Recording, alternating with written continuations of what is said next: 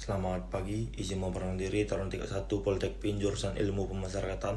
Nama Ekel Pranata Teren Girsang, STB 5588, Prodi Teknik Pemasaran kelas A. Izin membuat video tentang aksiologi pemasyarakatan.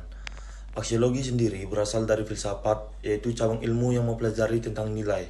Dalam konteks pemasyarakatan, aksiologi membahas nilai-nilai moral yang menjadi dasar pelaksanaan sistem hukum pidana, khususnya perlakuan terhadap narapidana dalam sejarah penegakan hukum di Indonesia.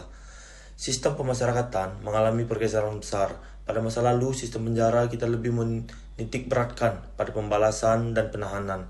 Namun, perubahan besar dimulai pada tahun 1964 saat diterbitkan Surat Keputusan Menteri Kehakiman Republik Indonesia nomor JH6-63.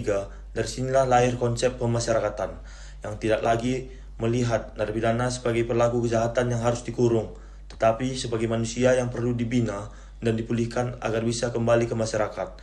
Prinsip dasar pemasyarakatan mengandung makna yang sangat dalam. Pertama, sistem ini mengedepankan penghormatan kepada harkat dan martabat manusia.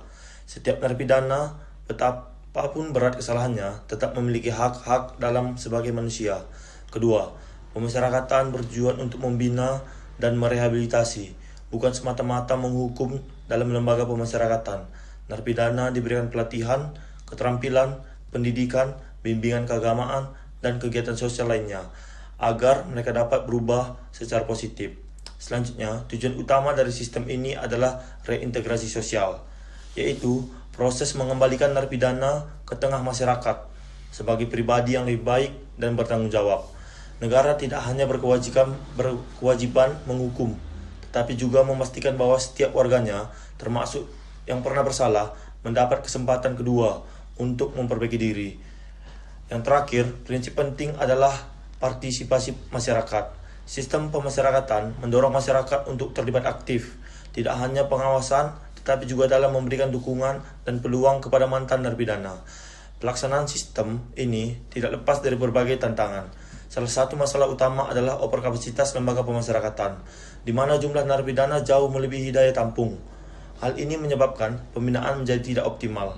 Selain itu, masih kurangnya tenaga profesional, minimnya fasilitas pendidikan dan keterampilan, serta rendahnya partisipasi masyarakat membuat tujuan mulia dari pemasyarakatan seringkali tidak tercapai sepenuhnya. Yang tidak kalah penting adalah stigma sosial. Sebagai mantan narapidana, banyak dari mereka yang sudah berusaha berubah, namun tidak dapat ditempatkan di masyarakat karena dianggap tidak layak dipercaya. Padahal, tanpa dukungan lingkungan sosial, proses reintegrasi akan gagal dan membuat mereka untuk kembali melakukan kejahatan atau residivisme akan semakin tinggi. Oleh karena itu, pemasyarakatan bukan hanya tugas pemerintah atau lembaga pemasyarakatan semata. Ini adalah tanggung jawab bersama negara, masyarakat, dan individu itu sendiri untuk menciptakan ruang pertobatan, pembelajaran, dan perubahan.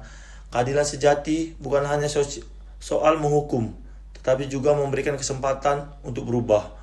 Dengan memahami aksiologi pemasyarakatan, kita tidak hanya belajar tentang hukum, tetapi juga tentang kemanusiaan.